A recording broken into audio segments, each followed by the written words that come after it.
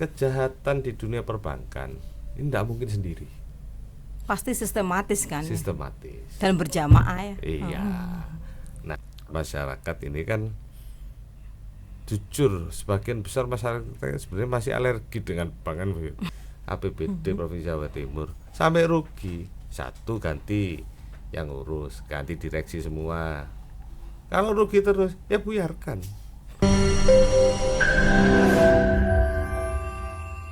Bersama saya Rista Erviana Giordano, dan tema kita kali ini sangat-sangat menarik, yakni menjaga integritas keuangan daerah di tengah skandal kredit fiktif Bank Jatim.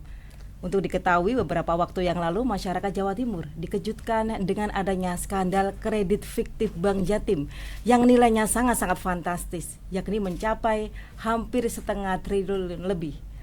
Dan apa tanggapan wakil rakyat terkait hal ini? Dan apa upaya mereka untuk mendorong Pemprov Jawa Timur agar tidak terjadi lagi kasus yang sama? Di studio kami telah hadir narasumber inspiratif kami, seorang politisi muda dan juga seorang rising star dari Partai Gerindra, yakni Aufa Jafiri SAK. Assalamualaikum warahmatullahi wabarakatuh, Mas Aufa. Waalaikumsalam warahmatullahi wabarakatuh. Ya, kabarnya gimana? Alhamdulillah baik. Salam hormat kepada semua. Semoga sehat selalu. Ya, senang sekali ya saya hadir ya. Ada politisi muda yang penuh semangat ya dan cerdas tentunya ya. Untuk kasus skandal kredit fiktif Bank Jatim ini, apa sih tanggapan wakil rakyat ini? Mengapa ini bisa terjadi? Bagaimana pengawasannya? Oke, jadi memang yang namanya skandal atau fraud itu ya kita sangat prihatin yang pertama. Kenapa ini bisa terjadi? Tapi sebelum kita mengarah ke sana, saya akan menjelaskan beberapa kronologis kejadian dan kemudian di mana wewenang kami dan upaya apa yang sudah kami lakukan. Dan perlu diketahui Mbak Rista, mungkin saya ini kan di Komisi C DPRD Jawa Timur, di mana Komisi C itu membidangi terkait keuangan, dan salah satu terkait keuangan yaitu BUMD. Jadi tugas kami di Komisi C itu satu, memacu BUMD agar apa? Agar sehat, agar setoran PAD-nya besar. Itu. Kebetulan Bank Jatim ini adalah salah satu BUMD yang sehat. Nah, tetapi perlu diketahui, dibandingkan BUMD yang lain ada aturan khusus terkait BUMD yang bergerak di bidang jasa keuangan, di mana aturan apa itu merujuk pada OJK dan BI. Nah, ini yang perlu dipahami. Dan wewenang kami di Komisi C hanya mengontrol sampai pada kinerja, tapi tidak dalam pada teknis perangkaan dan mendetail. Kredit ini terjadi ketika kami mendapatkan selentingan-selentingan awalnya. Kok ini disinyalir ada kredit yang bermasalah.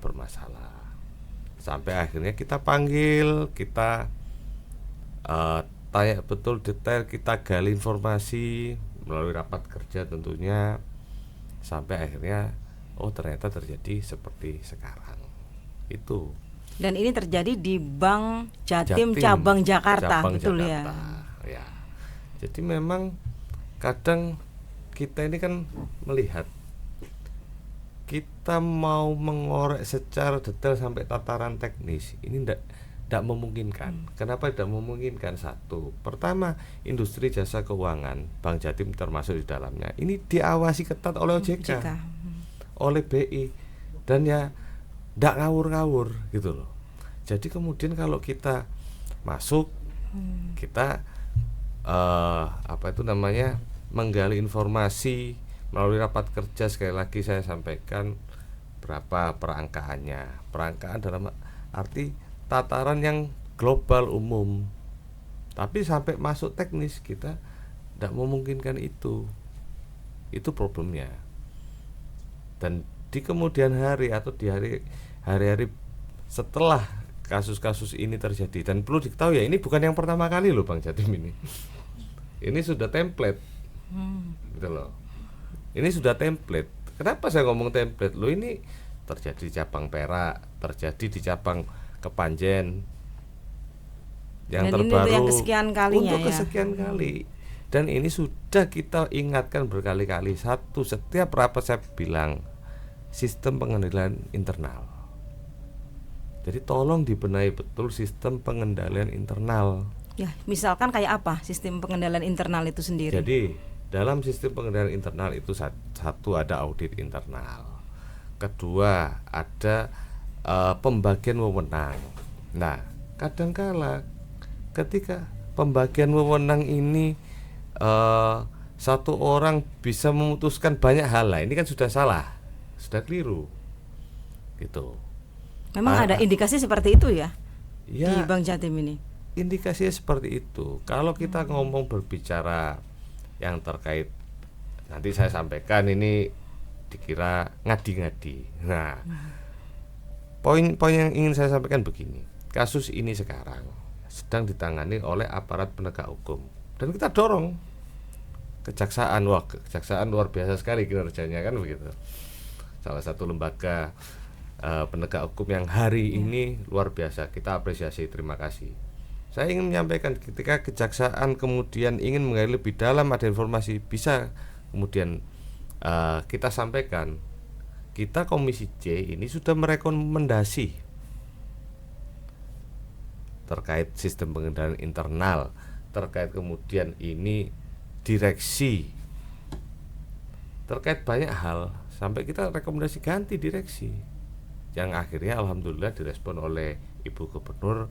Ada RUU PSLB kemarin, jadi direksinya harus diganti karena pengalokasian kredit itu ada limit. Jadi cabang ini di limit sekian, kalau nilainya besar ini harus persetujuan pusat. Dan mohon maaf saya sampaikan pemirsa, kejahatan di dunia perbankan ini tidak mungkin sendiri, Pasti sistematis kan? sistematis Dan berjamaah ya. Iya. Nah, ini kita monggo dukung aparat penegak hukum, dalam hal ini kejaksaan, untuk terus gali, gitu. Karena tidak mungkin ini sesuatu hal seperti ini dilakukan sendiri. Wah, kok kira ada orang yang super power ya? Mana ada ya? Barista ya di Indonesia ini kan. Avengers mungkin. Jadi wewenang itu terbatas. Tapi kalau kemudian ada wewenang-wewenang yang dilewati, nah ini yang jadi problem, jadi masalah. Ya, jadi intinya kan DPRD Jawa Timur, terutama Komisi C ini kan membidangi ya keuangan ya, cuma fungsinya untuk legislasi ya, dan monitoring. Iya. Ya. Nah, ini kan sudah kesekian kalinya ini apa Bank Jatim seperti itu ya. Ada kasus-kasus yang banyak seperti ini untuk kesekian kalinya. Ini apakah ini perannya Pemprov ini kayak gimana? Mereka kan langsung ya, ini kan menyangkut dana APBD kan. Ini Ya. menurut Komisi C ini Pemprov ini perannya kayak apa sih? Jadi Masih begini. kurang apanya? Kalau kurang kenapa? Jadi Kurang apanya begini, gitu? ya, Pemprov, pemerintah Provinsi Jawa Timur itu sebagai pemegang saham mayoritas. Mayoritas itu apa? 50% plus 1 dari saham Bank Jatim. Sisanya dimiliki oleh kabupaten kota se-Jawa Timur. Lalu perwakilan Pemprov sebagai pemegang saham mayoritas itu secara aturan di Biro Perekonomian. Jadi Biro Perekonomian ini membidangi BUMD. Jadi konsultasi koordinasinya dengan Biro Perekonomian. Nah, kemudian terkait kemudian beracara, nah ini kita ada apa ya, kalau saya bilang ada kelemahan atau kekurangan dalam sistem aturan kita. Kenapa? BUMD ini kalau enak ikut perda BUMD, kalau ada yang nggak enaknya ikut undang-undang PT. Nah, ini yang harus dipahami. Khusus perbankan ini sebenarnya ada OJK. Jadi ya saya bilang ayo OJK dikejar lagi. Gimana? Loh kok bisa kelolosan? Ini apa nggak diawasi bener atau yang ngawasinya ngantuk atau bagaimana? Itu. Ya mungkin mohon maaf saya pedes ngomong seperti ini. Karena tidak mungkin OJK punya peraturan begitu luar biasa hebatnya, Tapi bisa kecolongan ya. kelolosan hal begini ya. Ya, Ya semakin seru ya. Nanti kita lanjutkan setelah jeda yang satu ini. Sekarang minum Kimas air mineral yang siap, makasih, menyehatkan. Barista. Monggo Ya, Mas. kita minum dulu.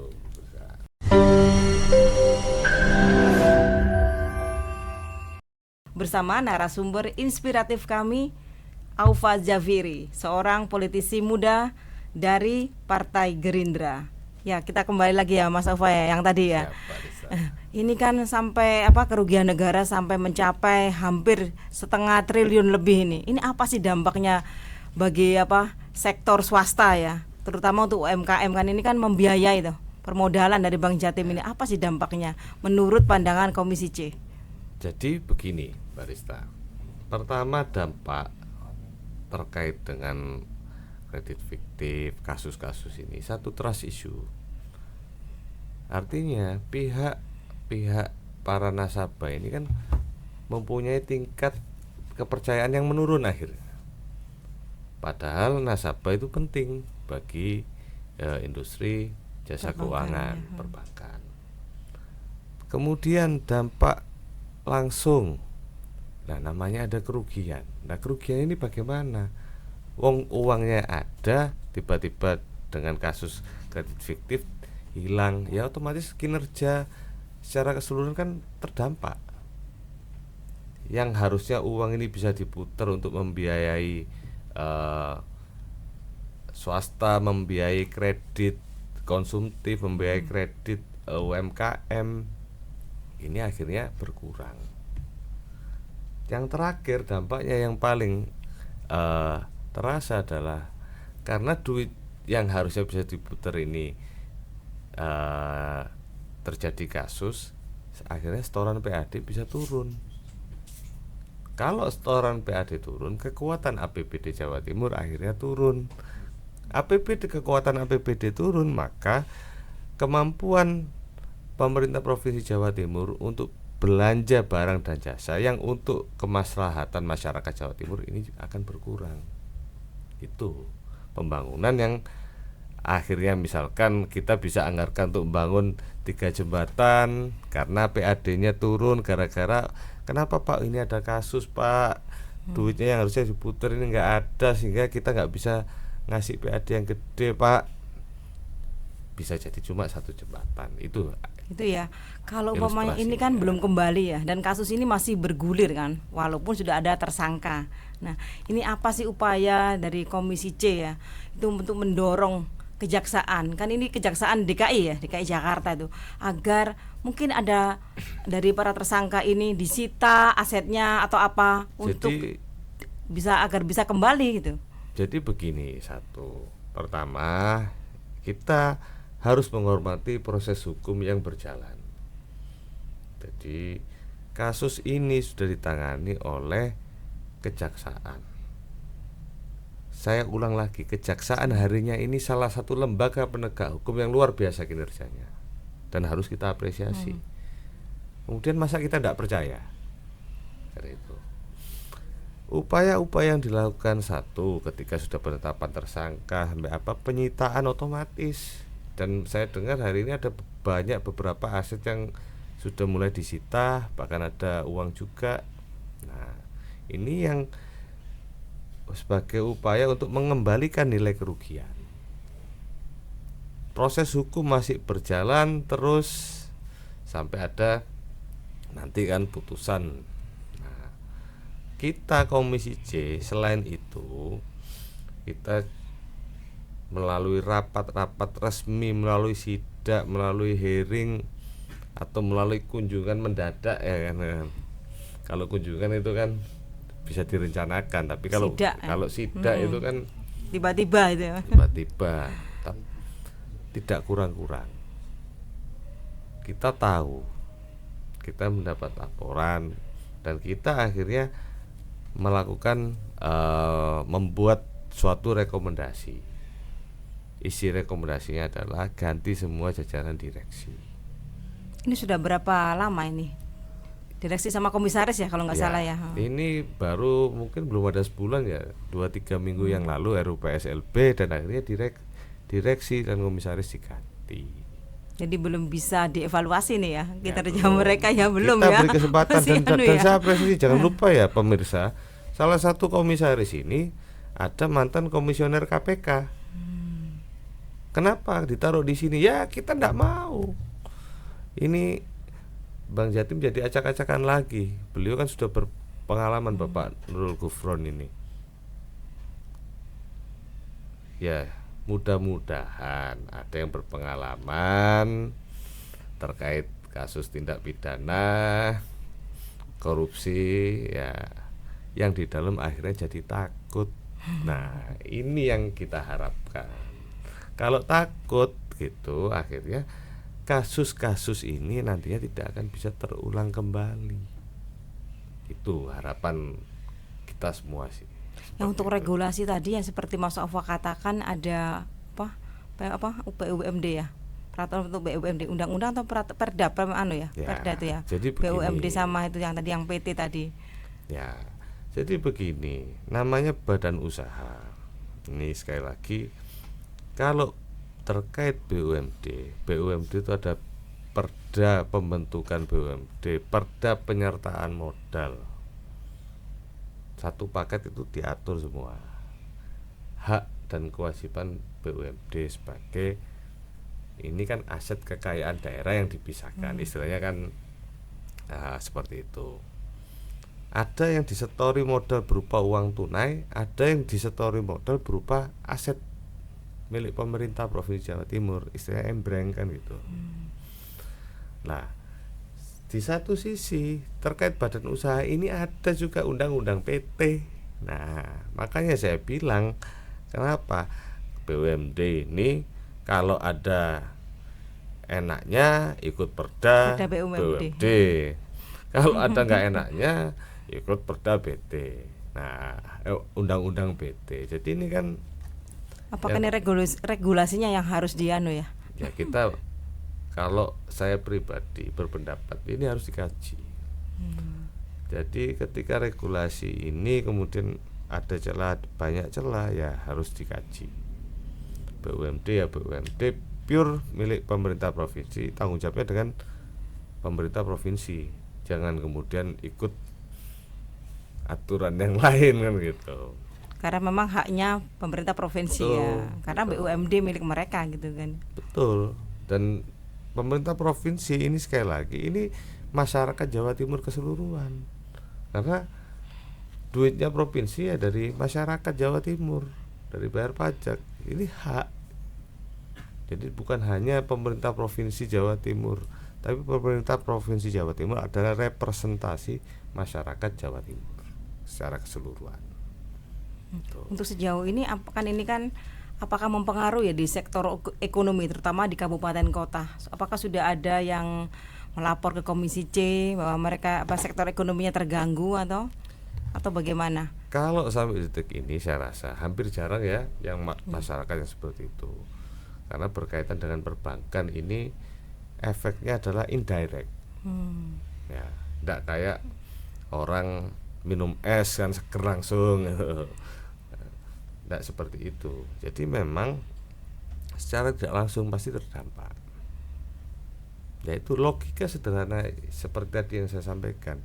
Kita ini punya uang nih, harusnya bisa diputer. Kalau diputer, nyalurin kredit ini disalurkan kepada salah satunya sektor UMKM. Loh, orang bisa punya modal untuk berdagang.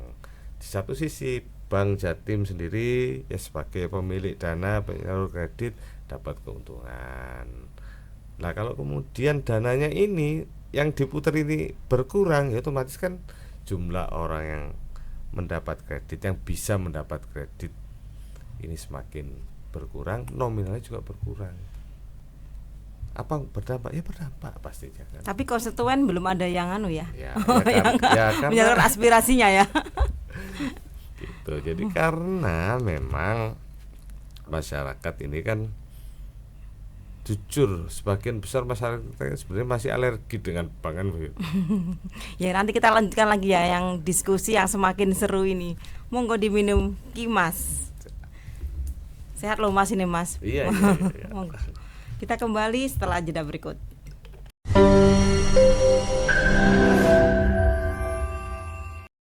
bersama narasumber inspiratif kami The Rising Star dari Partai Gerindra, Aufa Zafiri SAK. Kita lanjut ya Mas Aufa. Lanjut.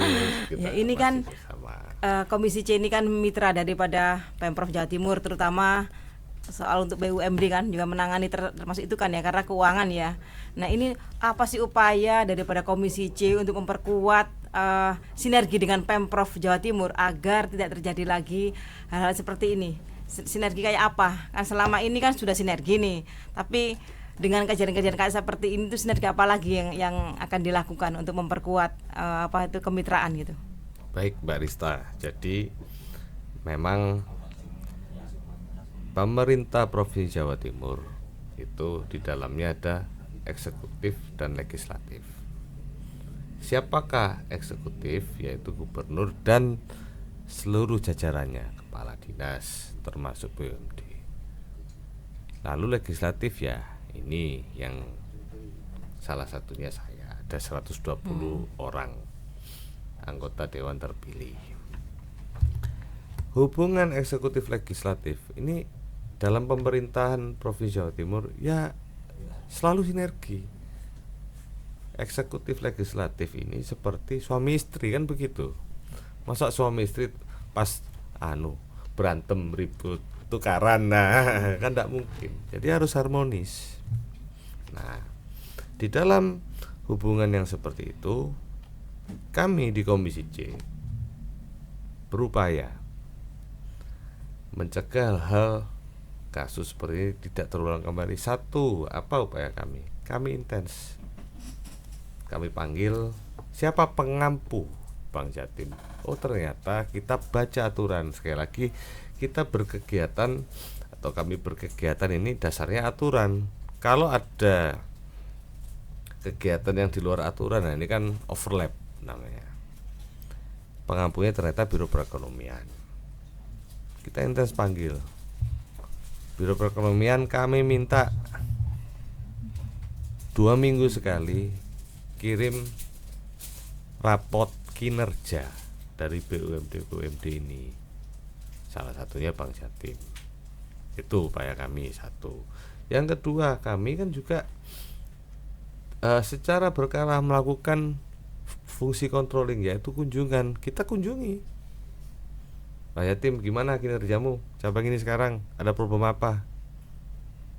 Data kita minta, kita lihat laporan, tapi kan tidak mendetail dalam secara global seperti itu. Lalu yang ketiga, kita juga mulai sebar, kita buka pintu selebar-lebarnya. Kalau ada kasus apa yang terkait BUMD khususnya Bang Jatim di masyarakat, langsung sampaikan, laporkan. Tuh. Jadi kami ini buka pintu selebar-lebarnya. Tujuan kami apa? Untuk memperbaiki kinerja BUMD, dalam hal ini Bang Jatim. Ya, tapi dalam hal ini kan apakah ada Komisi C itu memberikan masukan atau kritikan? Kan nggak harus monitoring atau cuma sekedar legislasi ya, tapi juga harus ada masukan, harus ada kritik biar balance ya. Ya, jadi satu, kita langsung ke lebih tajam lagi nih. Apa yang menjadi masukan dari Komisi C? Khususnya saya sampaikan, rubah SOP, perketat lagi. Jadi kalau aturannya longgar, ya otomatis punya kesempatan untuk melakukan penyimpangan-penyimpangan. Tapi SOP ini kan juga berdasarkan POJK, peraturan OJK. Itu satu. Kedua, rombak SDM. Seperti yang kayak tadi ya, komisaris, direksi itu ya. Jadi para nunsewu, para karyawan, para pekerja di Bang Jatim ini harus betul-betul qualified. Sudahlah, kita tahu, dan saya tidak mau ngomong sebenarnya, tapi tak ngomong dikit gitu. Ngomong banyak juga nggak apa-apa loh Mas. Biasanya kan titipan si A si B, ya nggak apa-apa, titip boleh, tapi qualified. Kan jelas, saya kalau dalilnya kan tidak hafal. Kalau segala sesuatu yang tidak dipegang oleh ahlinya itu akan membuat kehancuran. Nah, jadi dalam tanda kutip diperbolehkan ya titip itu ya. Nanti kan semuanya semua dong, ya Mas. bukan diperbolehkan, nggak ada aturannya, tapi kan faktanya seperti itu. Iya. Kita nggak bisa menampik itu. Dibuktikan ya nggak bisa. Tapi ya kita tahu ya kayak kentut loh. Loh, ini apa? Tapi kok ada baunya. Nah, seperti itu. Ini budaya-budaya itu harus kita rombak.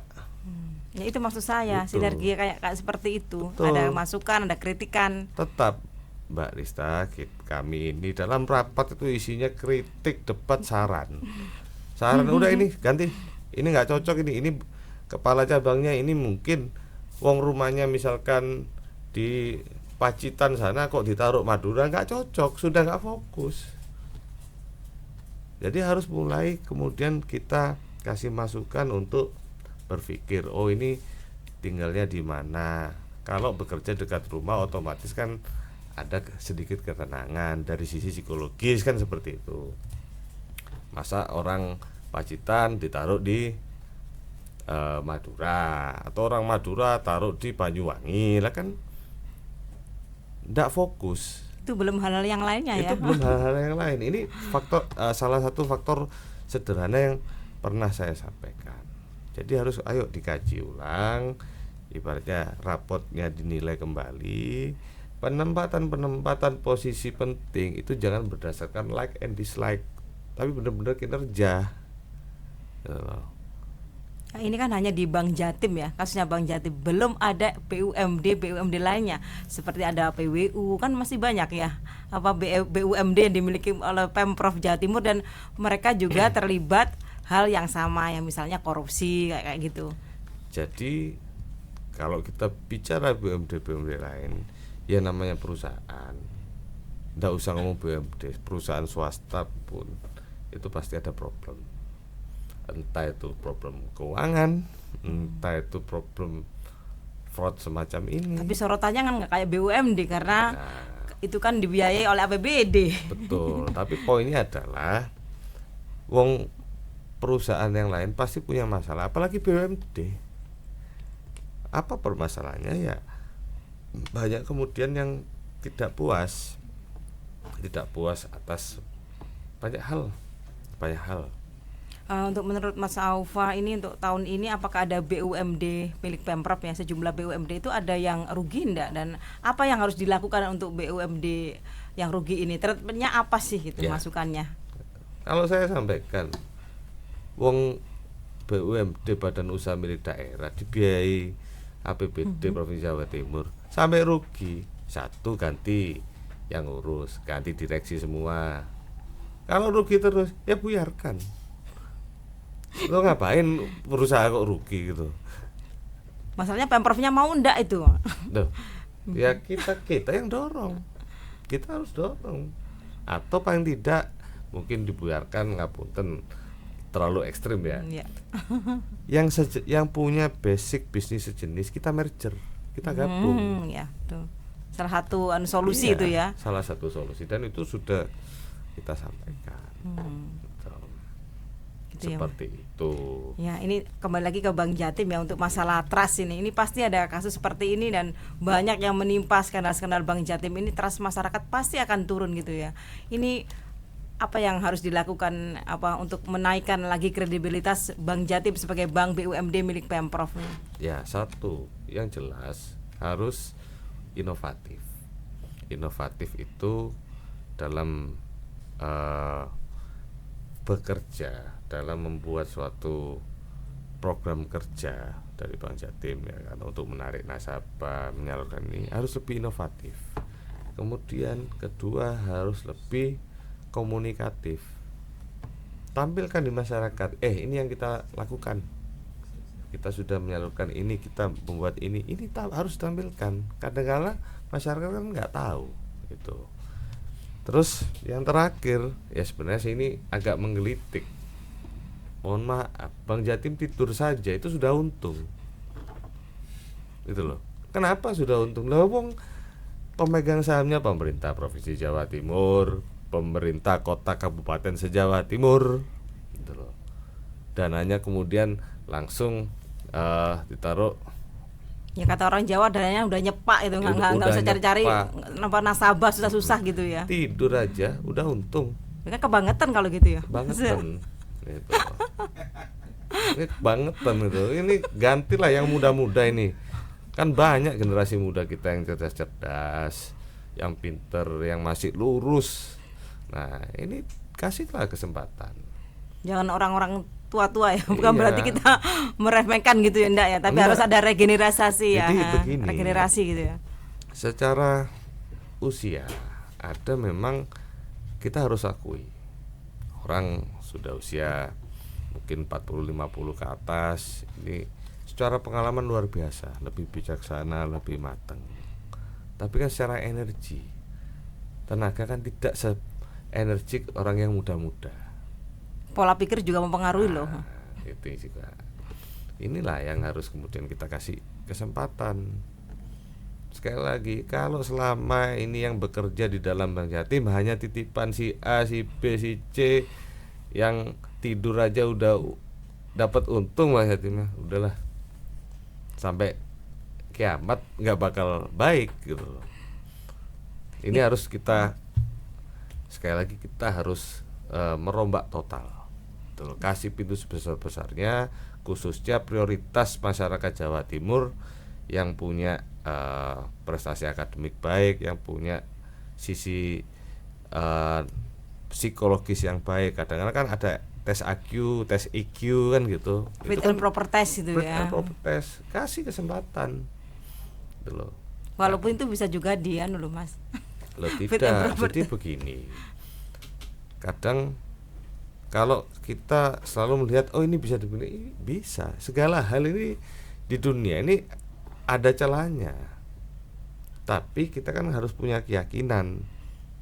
Gitu loh. Ini dulu jalankan. Ayo coba kita awasi bareng-bareng. Nah, gitu. Ya, Mas Aufar, sayang waktunya Siap. terbatas. Sebetulnya masih banyak ya yang saya tanyakan kepada Mas Aufa ini ya. Saya waktunya terbatas dan kita harus akhiri ya. Demikian, saya Rista Erviana Giordano. Wassalamualaikum warahmatullahi wabarakatuh. Sampai jumpa.